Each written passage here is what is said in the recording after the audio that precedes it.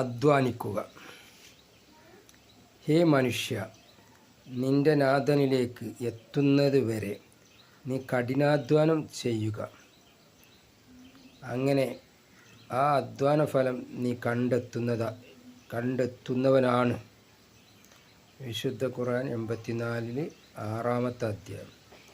ഓരോ വ്യക്തിയും മരണം വരെയും അധ്വാനിക്കാൻ ബാധ്യസ്ഥനാണ്. ഒന്നുകിൽ ശരിയായ മാർഗത്തിൽ അല്ലെങ്കിൽ തെറ്റായ മാർഗത്തിൽ അവൻ അധ്വാനിച്ചു കൊണ്ടേയിരിക്കും. മരണാനന്തരം അതിൻ്റെ ഫലം ഒന്നുകിൽ രക്ഷ അല്ലെങ്കിൽ ശിക്ഷ അവൻ അനുഭവിക്കുകയും ചെയ്യും.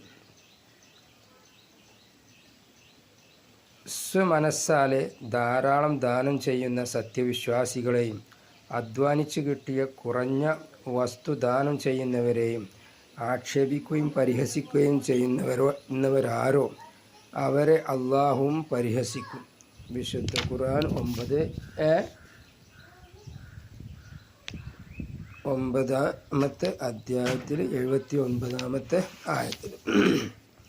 ആരെങ്കിലും പരലോകത്തെ ആഗ്രഹിക്കുകയും വിശ്വാസിയായിക്കൊണ്ട് അതിനുള്ള ശ്രമങ്ങൾ നടത്തുകയും ചെയ്താൽ അത്തരക്കാരുടെ ശ്രമങ്ങൾ നന്ദിപൂർവ്വം സ്വീകരിക്കപ്പെടും. അതിനാൽ സത്യവിശ്വാസിയായിക്കൊണ്ട് ആരെങ്കിലും സൽക്കർമ്മം അനുഷ്ഠിച്ചാൽ അവൻ്റെ പരിശ്രമത്തിന് പ്രതിഫലം നിഷേധം ഉണ്ടാവില്ല. നാം അത് എഴുതി വെക്കുക തന്നെ ചെയ്യും. വിശുദ്ധ ഖുർആൻ 21:94. എന്നാൽ നബിമാർ പ്രബോധനം ചെയ്ത മനുഷ്യ സമൂഹത്തിൻ്റെ ഈ ഏകമതം യഥാവിധി സ്വീകരിക്കാൻ മനുഷ്യൻ തയ്യാറായില്ല. അവരതിൽ ഭിന്നിച്ചു. മതത്തെ അവർ കഷ്ണം കഷ്ണമാക്കി നുറുക്കിക്കളഞ്ഞു. മഹാപാതകമാണ് അവർ ചെയ്തത്. അതിനാൽ കനത്ത ശിക്ഷ ഏറ്റുവാങ്ങേണ്ടി വരിക തന്നെ ചെയ്യും. അള്ളാഹുവിലേക്കാണ് അവരെല്ലാവരും മടക്കി അയക്കപ്പെടുക.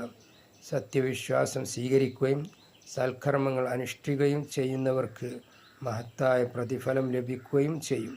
എല്ലാവരുടെയും കർമ്മങ്ങൾ അള്ളാഹു രേഖപ്പെടുത്തി വെക്കുന്നുണ്ട്.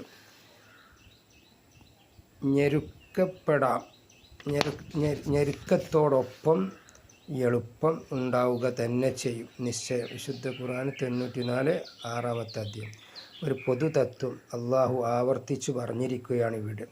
ഓരോ പ്രയാസത്തിൻ്റെയും വിഷമത്തിൻ്റെയും കൂടെ ഒരു സൗഖ്യവും എളുപ്പവും ഉണ്ടാകും. പ്രബോധനത്തിൻ്റെ ആരംഭഘട്ടത്തിൽ അങ്ങേയറ്റം വിഷമങ്ങളും പ്രയാസങ്ങളും നേരിടേണ്ടി വന്ന നബി തിരുമേനി സല്ലല്ലാഹു അലൈഹി വസല്ലമയെയും അനുയായികളെയും ആശ്വസിപ്പിക്കുകയാണ് ഇവിടെ. നബി വചനം. അള്ളാഹു